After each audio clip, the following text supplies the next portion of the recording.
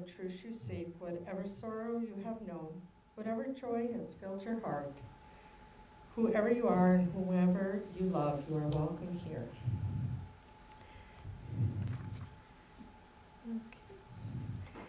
And now for a few announcements. I do call your attention to the notice of next Sunday's program at the bottom of your order and the announcements on the insert. And then anyone who has an announcement, I urge to come forward.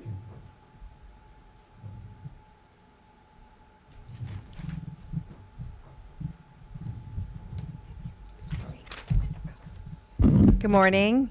My name is Liz, and I just want to speak a little bit about the, instead of having this circle at 11:15, we're going to have Jen Dresky, bystander to upstander training. Participants will become empowered to advocate for others by being equipped with skills to realistically disrupt incidents of discrimination and hate. And it'll be this Sunday and also next Sunday. And also, as well as I'm still looking for a couple people to provide cookies for our, when we sponsor one of the services at Augustana at the college. So that's on the 8th, and there's a sign-up sheet, and I would greatly appreciate it if someone could make something for that. That would be helpful. So thank you so much.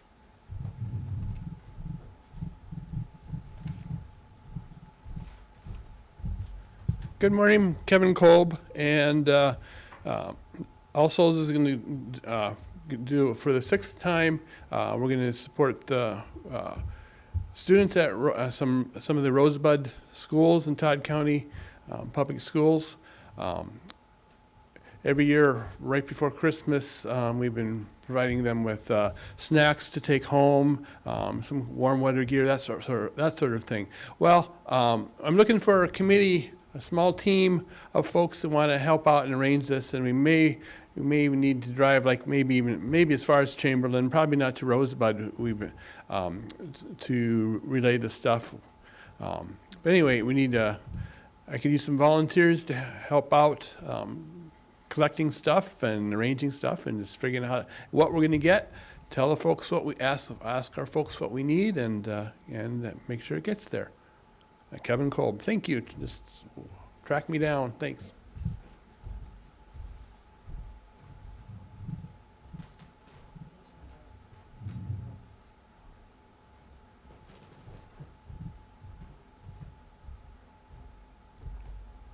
Wanted to mention that the roof's on.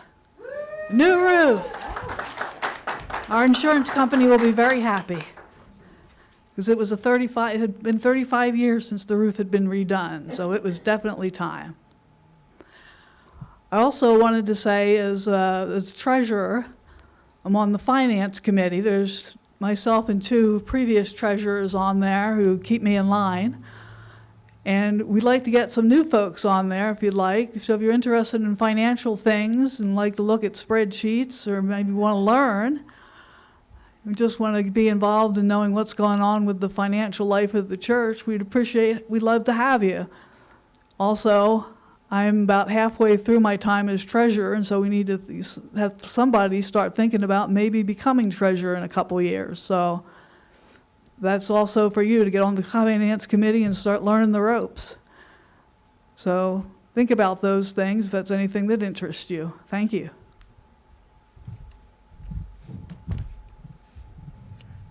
Anyone else? Okay. I believe we're going to start with our prelude.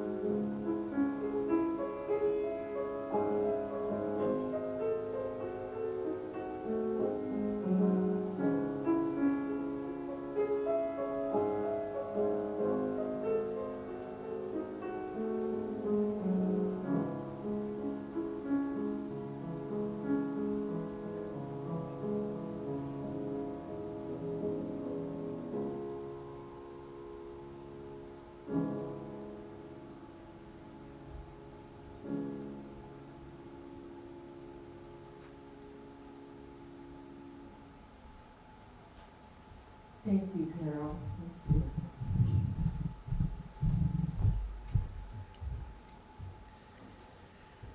Okay, so we're going to move on to our chalice lighting. Allan. O spinner, weaver of our lives, your loom is love. May we who are gathered here be empowered by that love to weave new patterns of truth and justice into a web of life that is strong, beautiful, and everlasting. That's from Barbara Wells.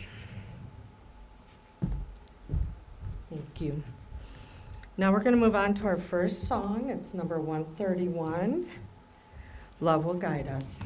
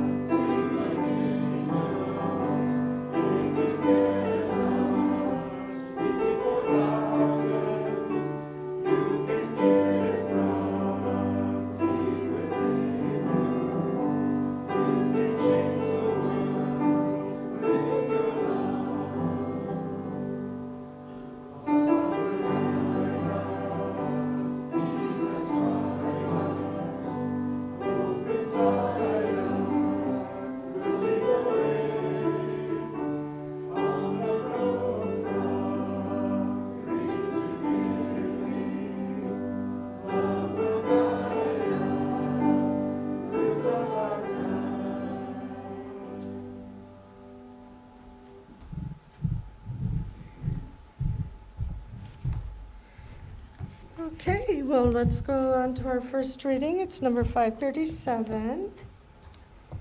And it looks like I'll be reading this. The whole system. Small as is our whole system compared with the infinitude of creation. Brief as is our life compared with the cycles of time. We are so tethered to all by the beautiful dependencies of law that not only the sparrow's fall is felt to the uttermost bound, but the vibration set in motion by the words that we utter reach through all space, and the tremor is felt through all time. Okay, so now I've got a story for all ages. It's on my iPad. I don't know if we actually have any children here, but I'm going to go ahead and read this. Sit down for this.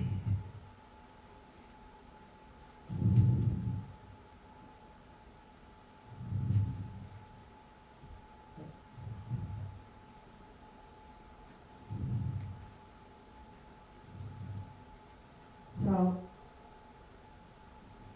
this book is called Meditation and Me, Understanding My Chakras, and it's written by Jacqueline Cutts. Have you ever heard of chakras or points of energy? They make a beautiful rainbow inside of you and me. Starting on the top of our head, the colors are violet, indigo, light blue, green, yellow, orange, and red. When I meditate, I sit still and breathe. My breath connects to my chakras and my energies align. With my chakras all in line, I feel balanced and fine.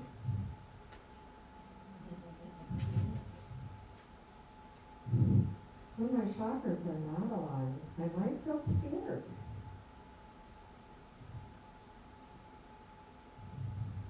Sick, angry, or sad. I don't like to feel these things. I don't like feeling bad. So let me tell you about the different colors that we all have inside. Then I'll show you how to meditate. And in no time we'll feel fun. A crown chakra on the top of my head. I wear a crown. Encircled with infinite petals that shine. It's my connection to my highest self, a gateway to the divine. Third eye chakra. You may think we only have two eyes, but there's a third one in between. With my third eye open, I can see what can't be seen. It's how I connect to you and how you connect to me.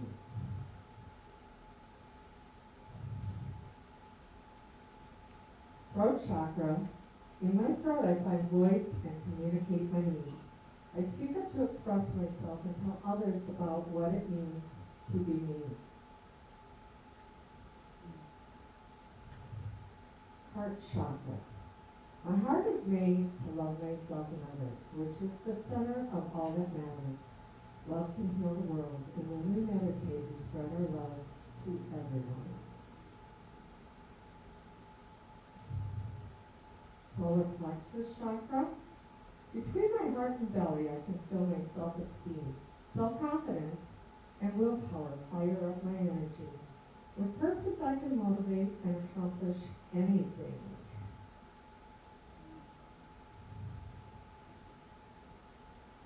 Sacral chakra.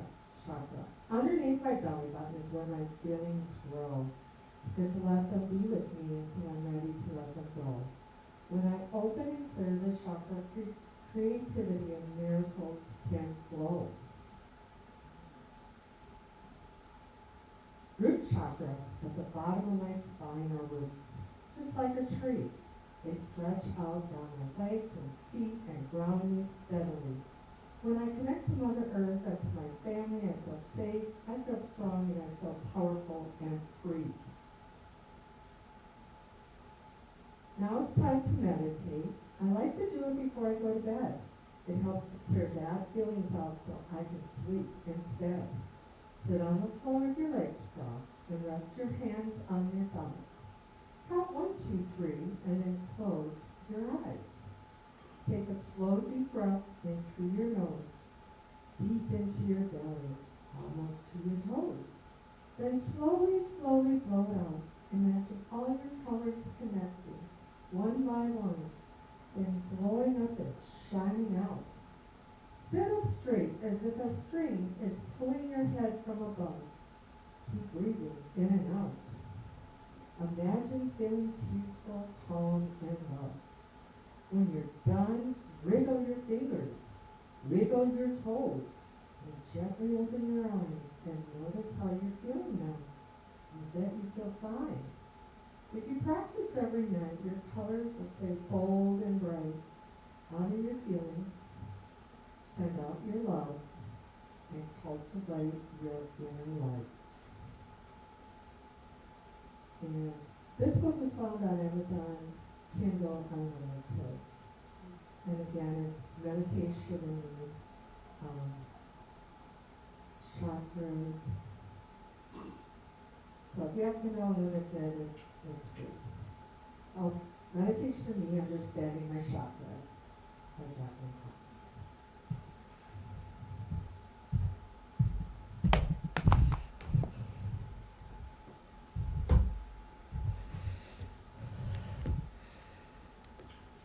And I guess we're going to sing our children out, or is there any? Okay, let's sing it out.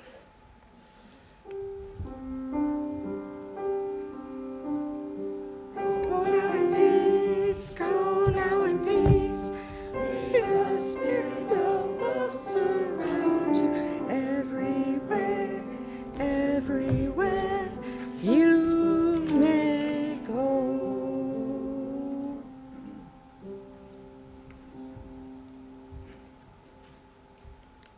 Okay, in this congregation, we have found it helpful to share the ups and downs of our lives by practice of taking a stone from a bowl, holding it in our hand and warming it up, expressing our thoughts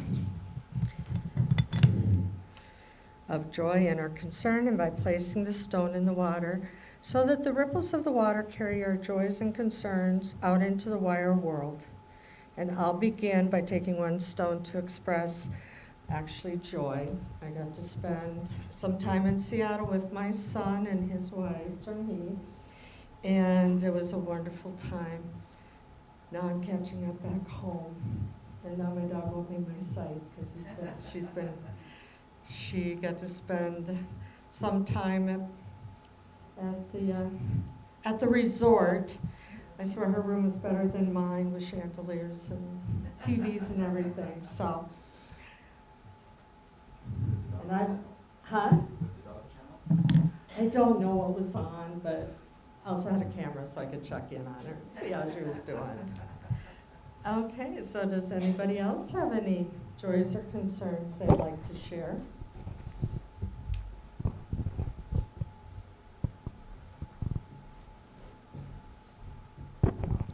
Hi, I'm Jennifer. I have a really good joy to say. I talked to my mother and I discovered that my youngest nephew is now my youngest niece. She came out as trans and had been doing hormones for 4 years and nobody knew about it. So now we got 3 trans people in my family. Me, Jennifer, my niece Alex, and then my very young cousin I've never seen, Mina.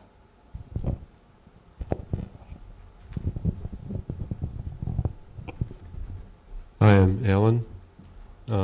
Put in 1 stone for my stepdaughter, Brenna, who was hospitalized for a few days and still has quite a bit of pain, but she's recovering. And then a stone for Izumi's husband, who was taken to Rochester yesterday, and so that's why Izumi and her daughter Rebecca are not here today. It was kind of last minute. And so another stone for Rebecca Beck, who stepped up to be with the students who are here this morning. Big thanks to Rebecca.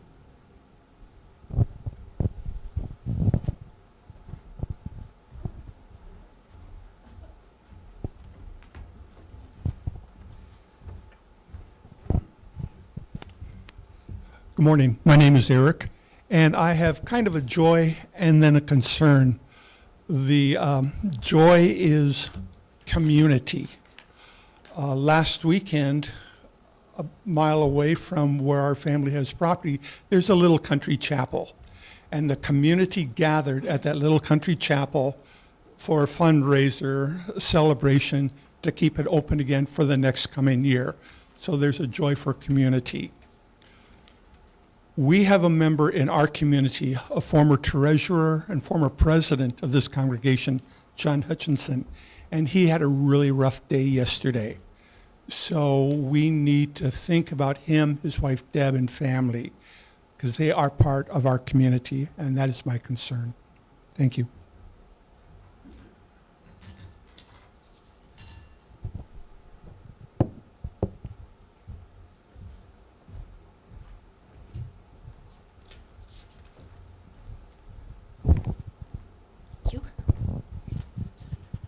Good morning, everyone. My name is Pat, and my joy is for me that I celebrated my 82nd birthday this week, and as thank you all.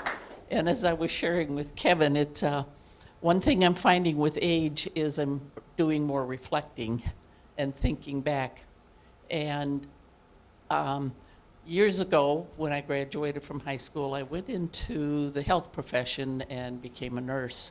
So some of my reflection has dealt with what is happening in healthcare. And I'm particularly concerned about the whole vaccine issue. And I got to thinking, I remember what it was like to have measles and mumps and chicken pox. I remember what it was like to take care of children on the pediatrics unit with whooping cough. I remember the fear of diphtheria. I remember as a child getting that first polio vaccine and the relief that that brought to people. I mean, I can remember the first person I was in nursing school at the time that I remember got any kind of chemotherapy for cancer. It was just very unusual at the time. I also remember a child that their family, and I did my nursing program here in Sioux Falls, And I remember around Christmas time when I was on the pediatrics unit, a family was here visiting for Christmas, and their son, and I can't remember his age, but he was in the lower grades of grade school, was admitted to our pediatric unit not feeling well. Well, 2 weeks later, he was dead from leukemia. So I remember those times, and I'm just saddened at the struggle against vaccinations now and the fear of them and so on, because I think, what are we doing to our children and our grandchildren and our great-grandchildren if we want to send them back to that time? So I just thought I'd share that reflection with you. So my concern is for the yet unborn generations if we go too far back. So that's my concern and my joy for myself. And then I want to say, Connie is home recovering. He kind of twisted his back earlier this week, and it had several miserable days, but fortunately slowly getting better. So I got a taste of what it's like to come on my own, and I miss my sidekick. So this is for Connie.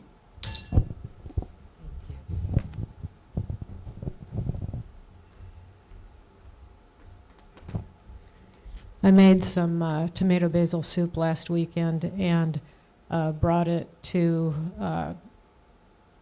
John Hutchinson and Deb McIntyre's home the other evening. We had a lovely meal, and I'm thinking of them.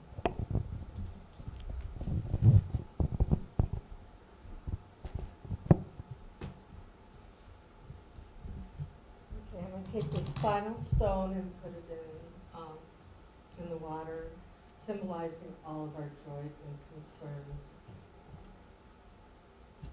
And now let us just pause for a moment of silent reflection as we consider what we've heard and what is in our own hearts and on our own minds.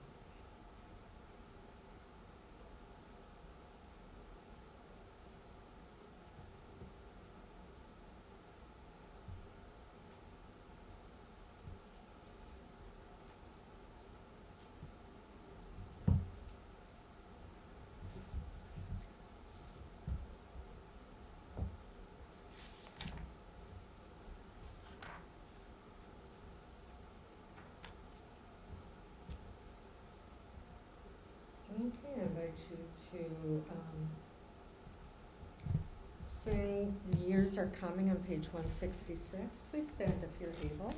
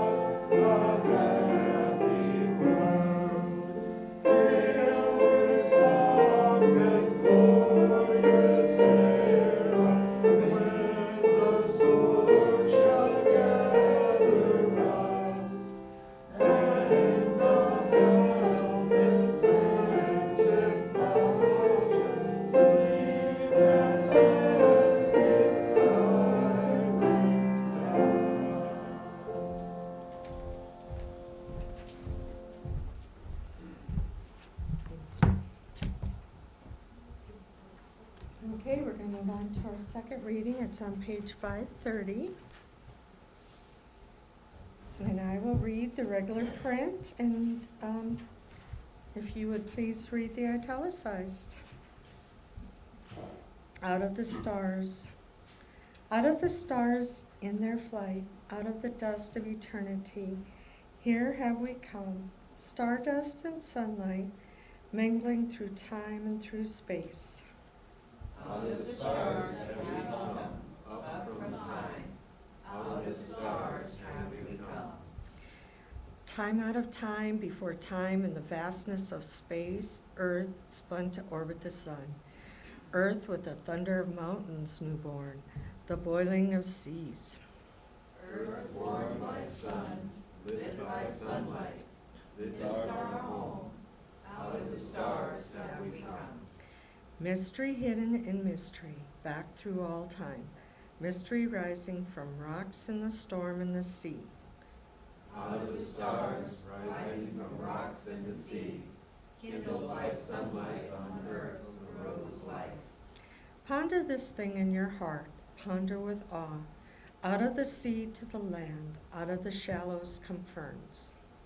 Out of the sea to the land, up from darkness to light, rising to walk and to fly, out of the sea trembled life. Ponder this thing in your heart, life up from sea, eyes to behold, throats to sing, mates to love. Life from the sea, warmed by sun, washed by rain, life from within, giving birth, rose to love. This is the wonder of time, this is the marvel of space. Out of stars swung the earth, life upon earth rose to love. This is the marvel of life, rising to see and to know. Out of your heart, cry wonders, sing that we live. Robert T. Weston. And this time I'd like to invite Allan out for our message for today.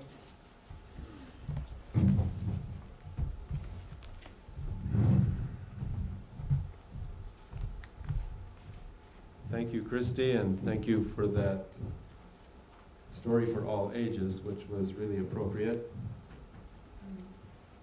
In some ways, I need to ask myself, who am I to give this talk today? There are meditators among us who could probably give your own talk, and I would love to hear what you would have to say on this subject. My own attempts to meditate are feeble and often short-lived. But I do have an intellectual knowledge of the subject, and I hope that counts for a little bit. It allows me to appreciate, without being a seasoned practitioner, allows me to appreciate and recommend. Isn't that kind of like a person who enjoys good food without being a great chef? So, I guess that's my rationale. People who meditate will teach us that being peaceful and restful is our normal state. And yet that is such a contrast with the way many of us live a hectic life. They say that to think of your mind being like an ocean. On the surface, the ocean may be choppy with lots of high waves or small waves. And that represents your distracted mind. But down below, the water is more calm. And if you go way, way down, it's almost entirely still at the bottom of the ocean. And that is a metaphor for your mind in a state of pure consciousness, stillness with no thoughts. And so when people who meditate and are able to free their mind of all thought, that is considered a state of pure consciousness. We can move toward that stillness when we learn to pay attention to our breath. Thoughts may come and go, but we can always come back to the breath. Its rhythmic inhaling and exhaling can become a refuge from the incessant thoughts, offering moments of peace and quiet. And there are some people who recommend if the breathing doesn't work for you, you can also find a mantra a mantra, which is a phrase that you find to be meaningful, and just repeat that over and over in your mind. If that is more beneficial for you than focusing on your breath. And so it might be a simple phrase like, I am enough, or let it go, or never give up. There's any number of phrases like that that might be beneficial. Let my heart sing, listen to the heart, and so on. So a mantra like that can also help you to let go of all those distracting thoughts. A couple of settings where meditation has proven effective are schools and prisons. One school that serves disadvantaged students, think back to the talk we heard last Sunday about promising futures and the wonderful thing they're doing in Sioux Falls. Well, in Los Angeles, there's a new village charter school where the principal, Javier Guzman, reports that they've tried several different ways of empowering and inspiring these students from disadvantaged backgrounds and sometimes dysfunctional families to empower them to recognize their potential for success. And the technique that has proven most effective is teaching these students meditation. One teenage mother stated, "Quiet time has opened the door to something I never knew, someone I never knew that I could be." Yeah, they had to rename it quiet time because of some of the parents whose religious convictions made them skeptical and even rejecting of the idea of meditation. They didn't want that taught in the school, and so they changed it to quiet time. The effectiveness is echoed by a former superintendent from the San Francisco School District who reports, this is the only quiet time in the students' lives. Meditation is transforming lives and neighborhoods. It has the potential for transforming society. And if you think about how so many kids are on their phones constantly, and that becomes another form of distraction from oneself and one's inner thoughts. And so it can be kind of the road less traveled to be meditating instead of scrolling on the screen. And now prisons. Here's a relevant topic here in South Dakota. The Donaldson Correction Facility in Alabama started teaching meditation as a way to cope with the stress and depression of being locked up. Stress that too often results in violence.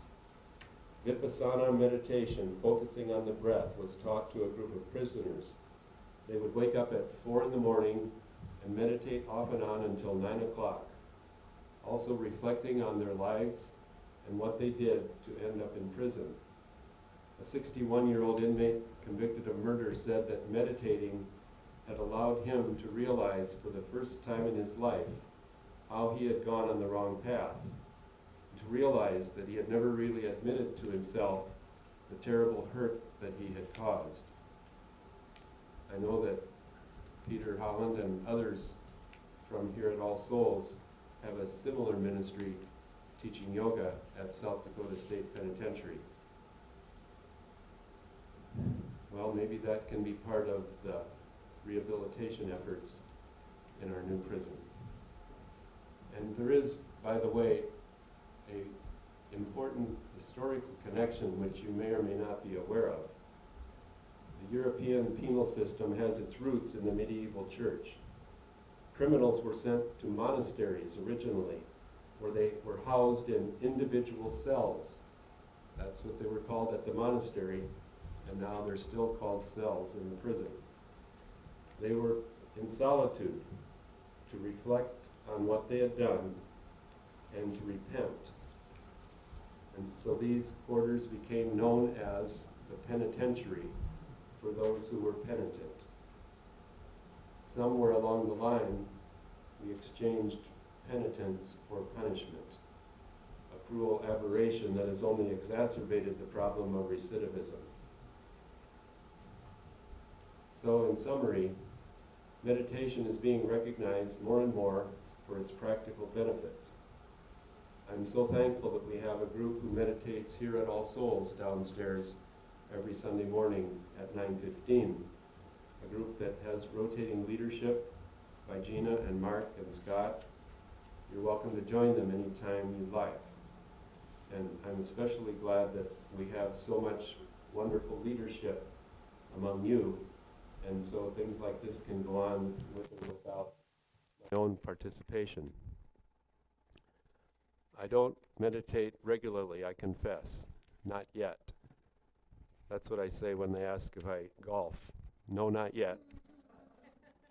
But I do practice Reiki, which helps to balance one's body's energy and help the energy flow smoothly. Something like what the Story for All Ages talked about with the chakras. Some people refer to Reiki as physical prayer. I think yoga also might be called physical prayer.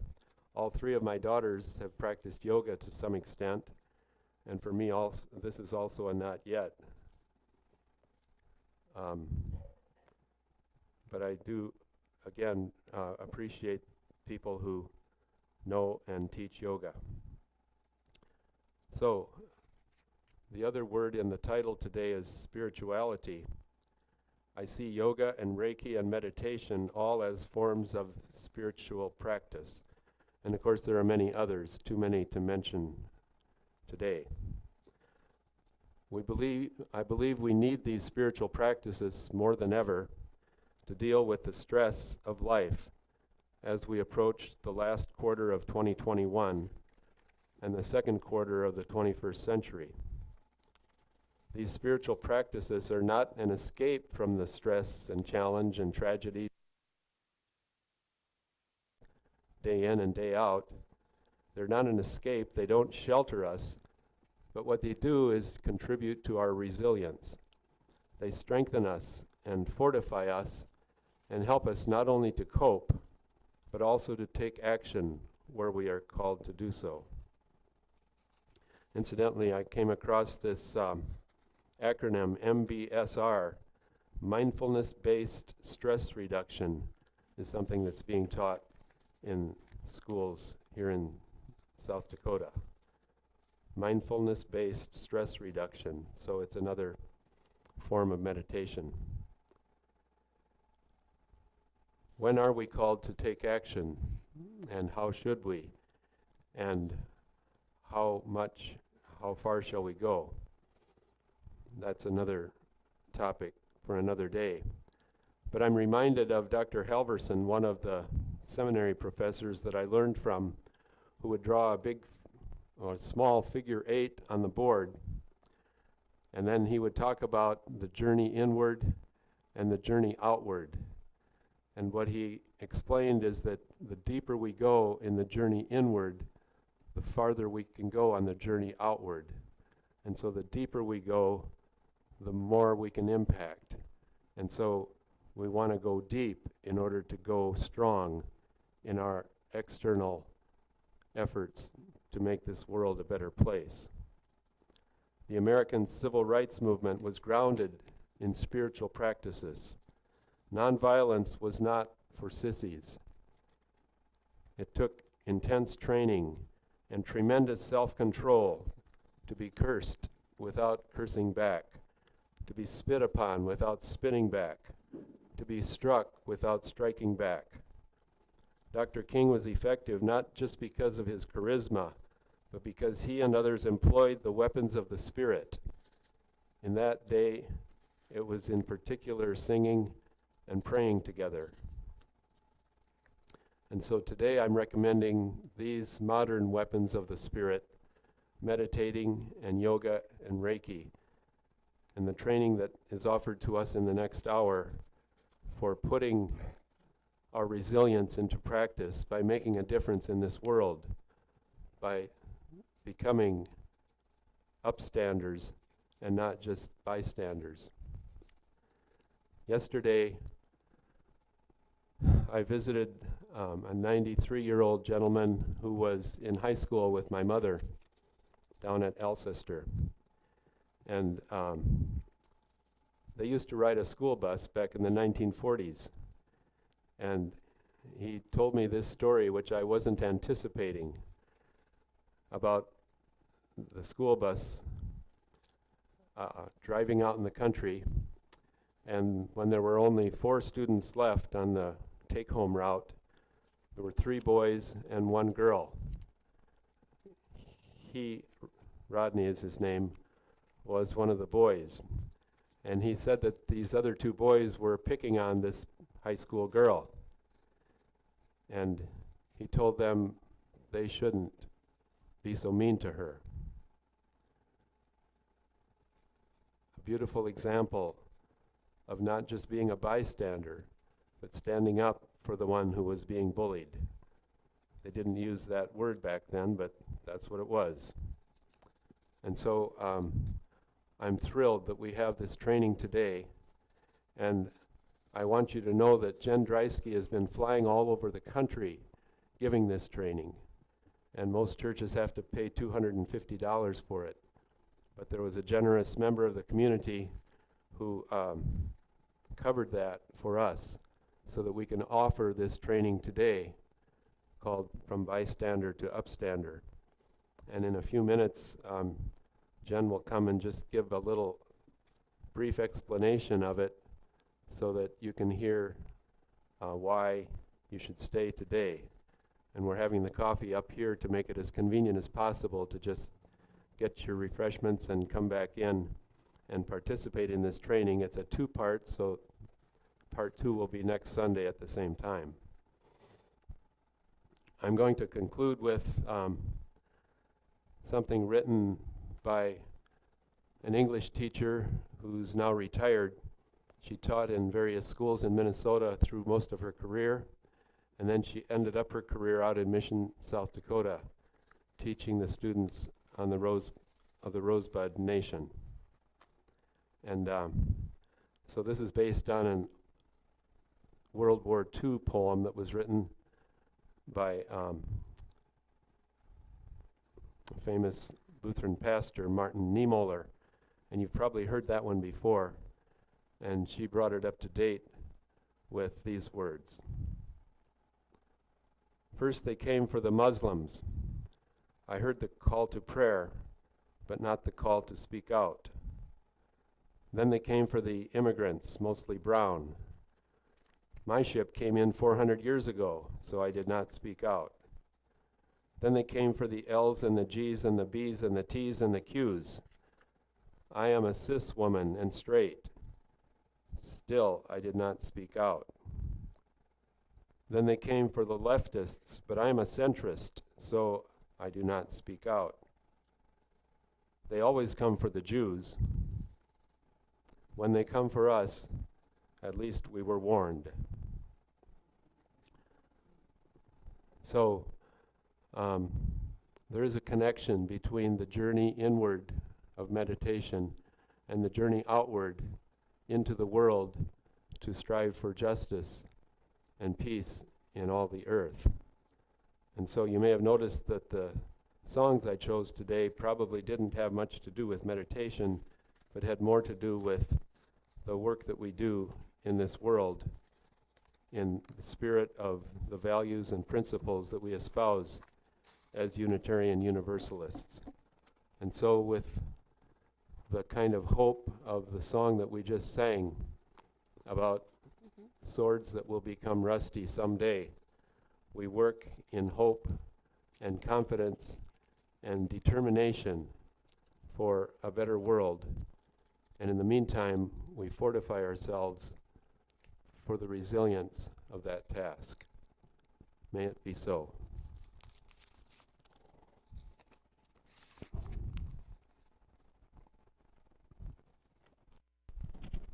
Thank you, Allan.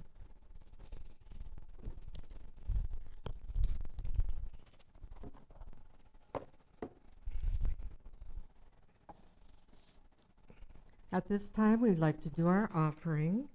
And half of today's plate offering will support Promising Futures Fund.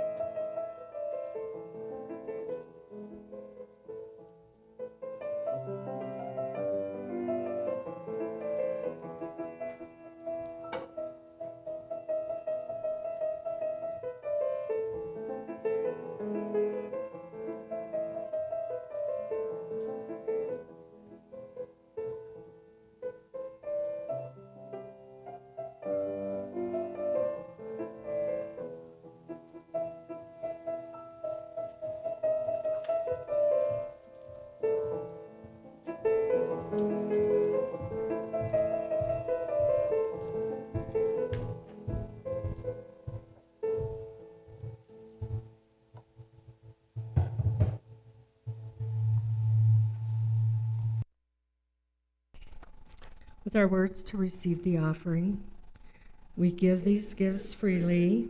We receive these gifts gratefully. We dedicate these gifts to the work of our congregation, serving human wholeness, caring for our planet, upholding religious freedom, welcoming the stranger, loving one another. Welcome you to join us with our final song for the day, 159. This is my song.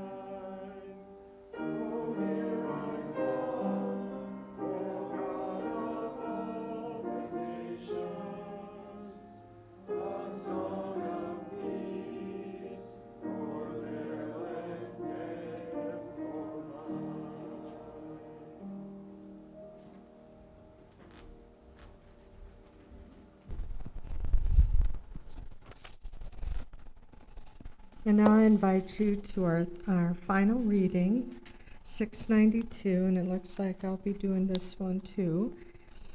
If here you have found freedom, take it with you into the world. If you have found comfort, go and share it with the others. If you have dreamed dreams, help one another, that they may come true. And if you have known love, give some back to a bruised and hurting world. Go in peace. Laura Lynn Bellamy. And then finally, we're going to close out. Oh,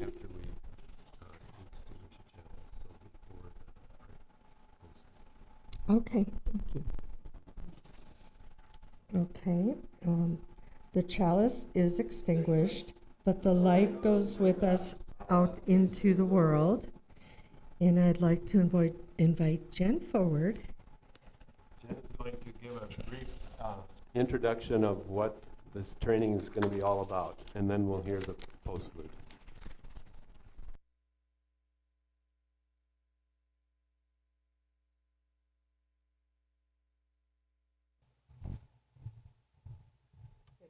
Friends.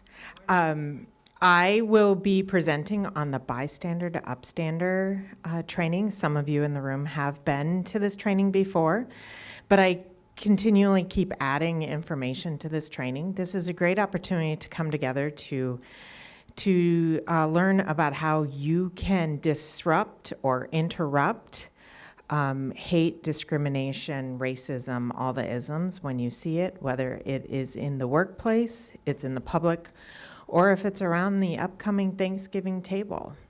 And so please bring your curiosity, all of your questions, and we will be doing the first part today and then the next part next week.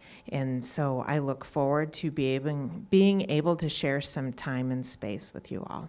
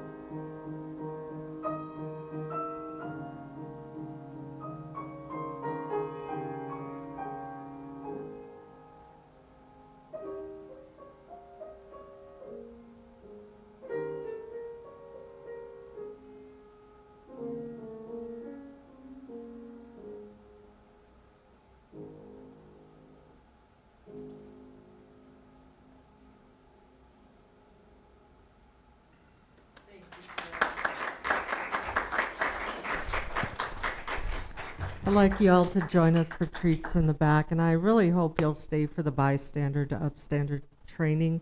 It does not get any more convenient.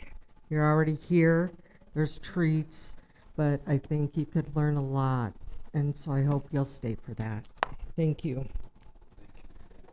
Mhm.